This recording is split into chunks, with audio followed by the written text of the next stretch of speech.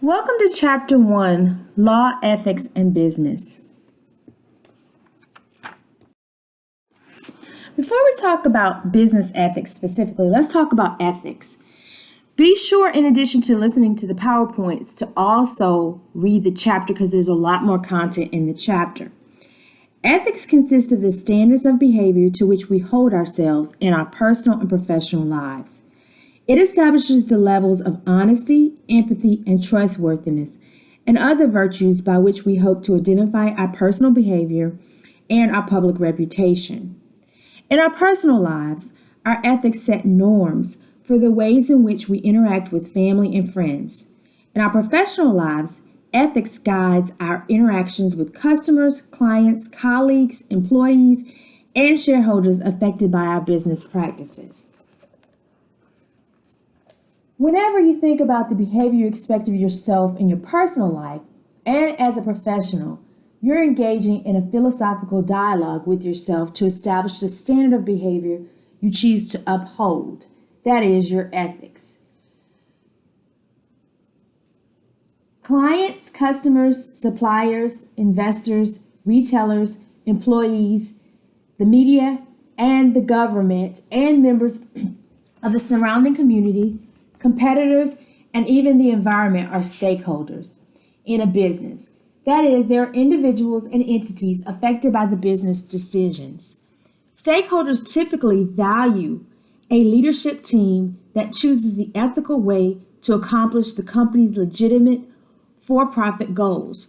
For example, Patagonia expresses its commitment to environmentalism via its 1% for the Planet program, which donates 1% of all of its sales to help save the planet. In part because of this program, Patagonia has become a market leader in outdoor gear. Your stakeholders can include your competitors, the community, the environment, the government, media, employees, retailers, investors, suppliers, customers, clients, and even your competitors. Being successful at work may therefore consist of much more than simply earning money and promotions. It may also mean treating our employees, customers, clients with honesty and respect. It may come from the sense of pride we feel about engaging in honest transactions, not just because the law demands it, but because we demand it of ourselves. It may lie in knowing that the profit we make does not come from shortchanging others. Therefore, business ethics guides the conduct by which companies and their agents abide by the law and respect the rights of their stakeholders, particularly their customers, clients, employees, and the surrounding community.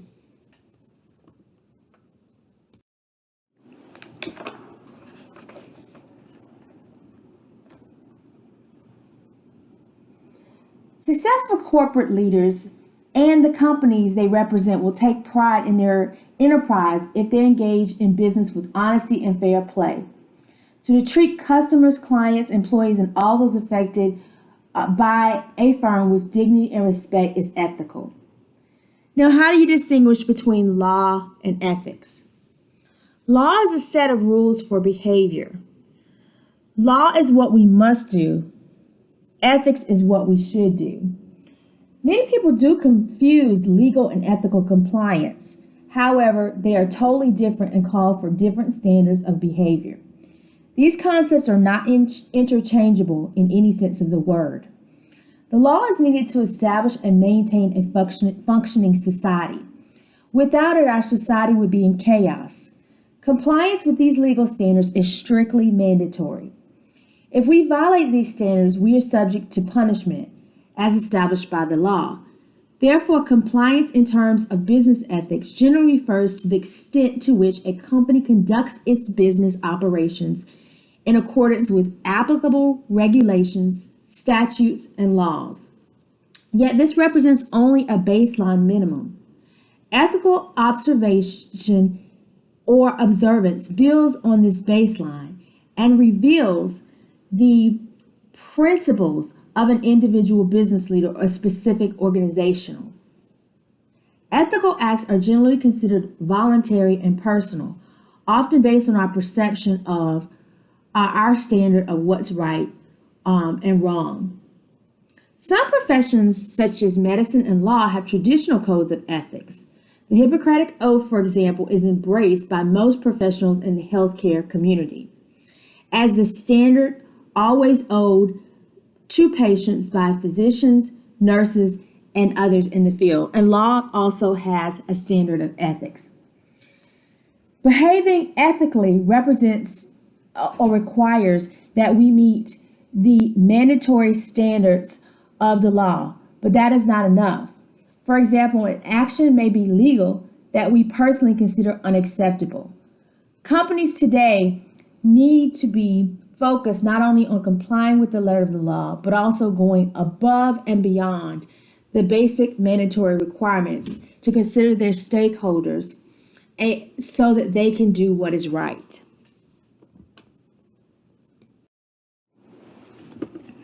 The law recognizes the no duty rescue rule. Your book talks about a case that is called the Yania versus Began case. In this case, a man is sued for failing to do anything to rescue his drowning friend. The case was dismissed, and hopefully you will read about the case. The case shows that in general, there is no duty to rescue someone, even if they are in danger. Under the law, there's no duty to do so.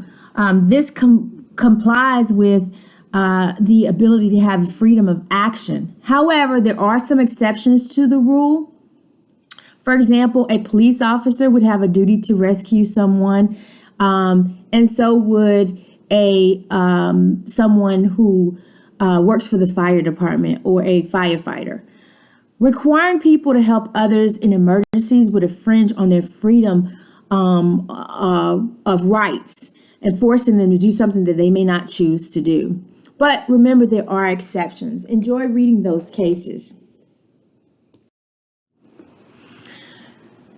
In this area, there are going to be some ethical principles that we're going to talk about. And these ethical principles are in Chapter 1, the BP case, which deals with the Gulf oil spill of 2010, is used to apply the ethical principles. So the first thing that you're going to need to do is to actually read about the Gulf oil spill of 2010. When you read, you'll see that BP had the responsibility to consider that there was a potential for a blowout, which is a destructive gusher of oil and or natural gas. However, this was an unlikely occurrence. BP could have taken safety precautions and installed what was called a acoustic cutoff switch, which would have activated a remote in case the rig for the oil was damaged or destroyed. BP did not do so. BP was not legally required to do so in the United States. They followed the law. And in fact, the Norway and Brazil at the time, it was required under the law, but not the United States. That since has changed. BP had been lobbying prior to the oil spill against requiring such regulations in the United States because they claimed that the switches were too expensive. I think they would have cost $500,000 each. And BP was paying a substantial amount to rent the rig. It was about $500,000 per day. So they were lobbying against such regulations in the United States. How killed 11 workers and 17 others were injured. A leak of oil, which was estimated at 4.9 million barrels of crude oil over 87 days before it was capped, caused what has been called the largest marine oil spill in history. So please read that case. Also, there's like a 5-minute video that is attached here that just kind of summarizes how the BP oil spill happened, but your book is going to provide greater details. There are 5 ethical theories that your book talks about. They are the free market ethics, utilitarianism, deontology, virtue ethics, and ethics of care. So we're going to look at those ethical theories. The free market ethics is derived from Mildred Friedman. And this theory basically says that managers' responsibility is to make profits. Managers do not, or their main focus should be on improving the value of shareholder investment.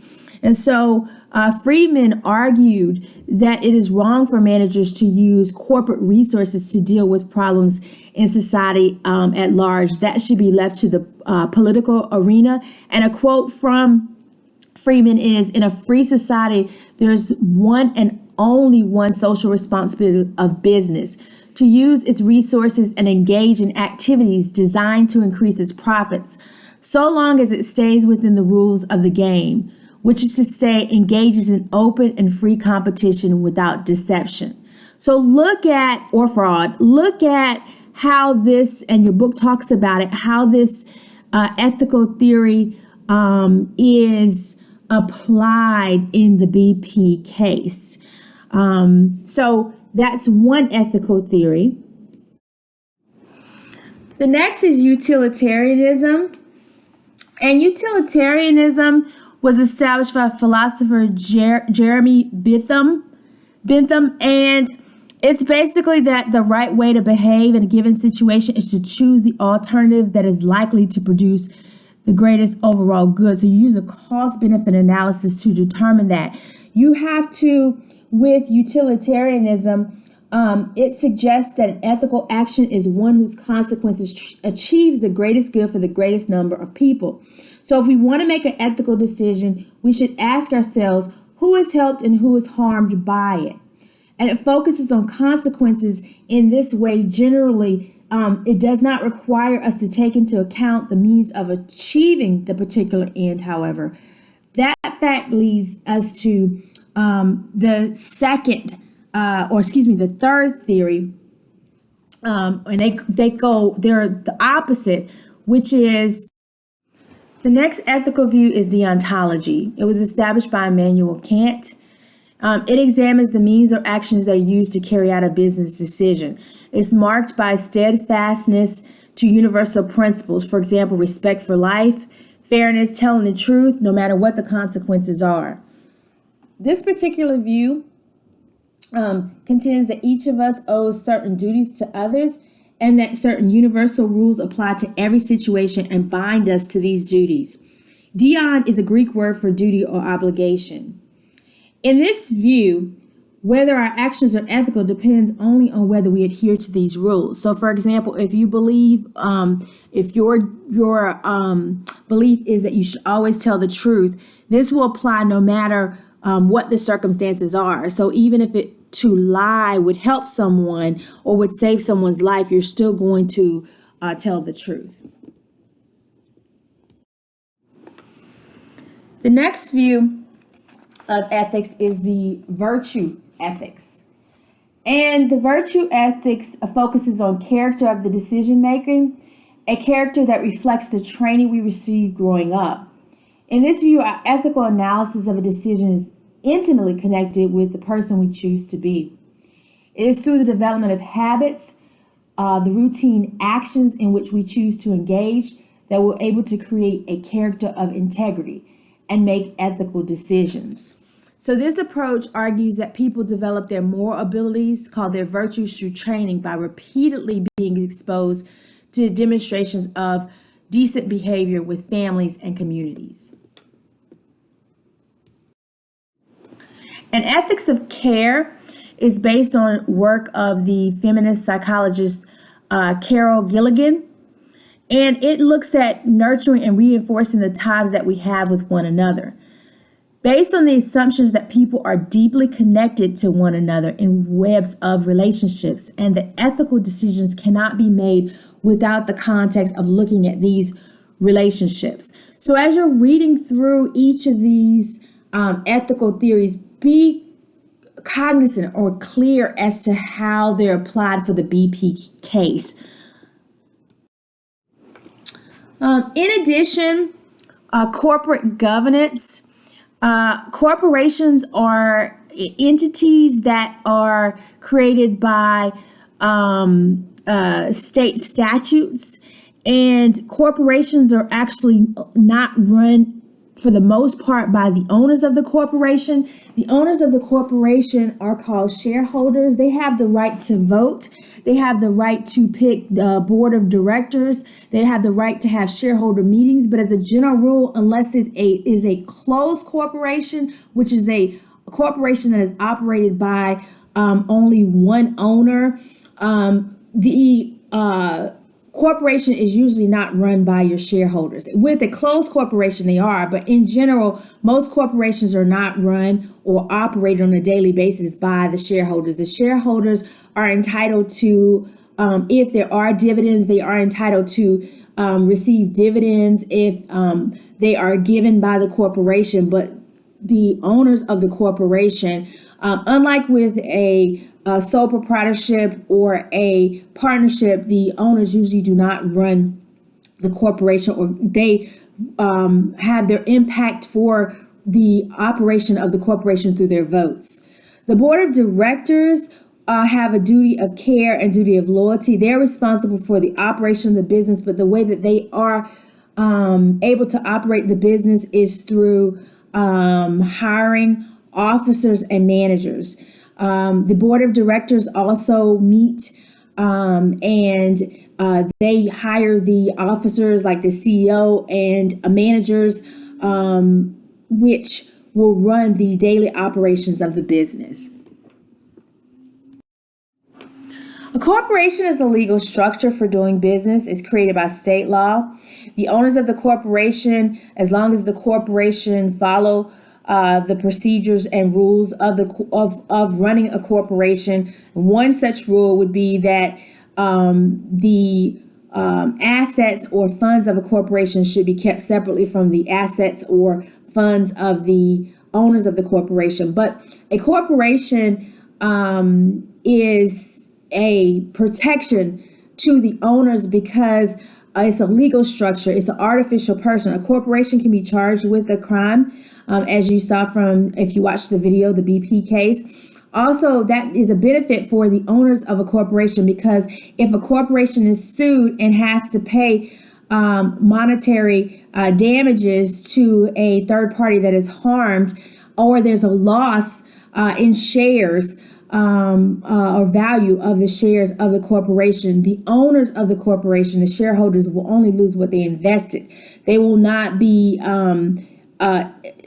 subject to unlimited liability. They will have limited liability. That is different from an owner of a sole proprietorship and also a owner of a general partnership.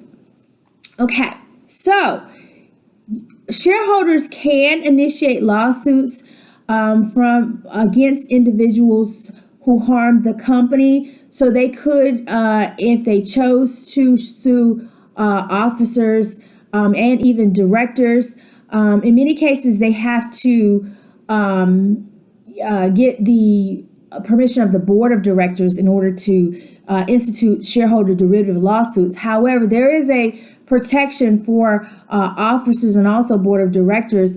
There's the business judgment rule, and the business judgment rule makes the presumption that in business decisions, directors and even officers act in good faith, so that unless the shareholders or those individuals that are bringing a lawsuit against officers or board of directors can show that there was abuse of discretion, there is a protection through the business judgment rule. So the shareholders derivative lawsuit, if there is a claim against, for example, a officer of the company that they abused their discretion, it would have to be shown that the decision that was made by the officer was not made in good faith. And so it has to be a higher standard because there is this business judgment rule where there's an assumption of good faith that it was made. So based on an informed decision in good faith that they was made in the best interest of the company. So the standard is basically you have to show an abuse of discretion in order for the shareholders to be successful in a derivative lawsuit. Corporate social responsibility is behavior directed at solving problems that go beyond the core business mission of profit making. It's also referred to as CSR. It's the practice by which a business views itself within a broader context as a member of society with certain implicit social obligations and environmental responsibilities. There is a distinction, as was stated earlier, between legal and compliance and also ethical responsibility. The law does not fully address all ethical dilemmas that businesses face. CSR ensures that a company is engaging in sound ethical principles or practices in accordance with the company's culture and mission, and it's above and beyond any mandatory legal standards. A business that practices CSR cannot have maximizing shareholders' wealth as its sole purpose, because this goal would necessarily infringe on the rights of other stakeholders in the broader society. For example, a mining company that disregards its corporate social responsibility could infringe on the rights of its local community to clear air and water if it pursues only profits. In contrast, CSR places all stakeholders within a proper contextual framework. An additional perspective to take when you think about CSR is that ethical business leaders opt to do good at the same time that they do well. This is a simplistic summation, but it speaks to how CSR plays out within a corporate setting. The idea is that a corporation is entitled to make money, but it should not only make money. It should be a good civic neighbor and commit itself to general prospering of society as a whole. It should make communities of which it is a part of better, in addition to pursuing legitimate profit goals. So these are not mutually exclusive, and it's possible to have both.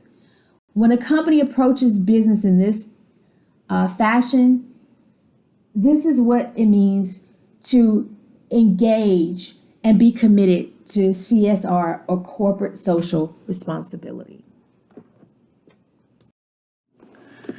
Finally, benefit corporations are corporations that intend to make a profit through the conduct of business in a socially and environmentally responsible way. There are numerous examples.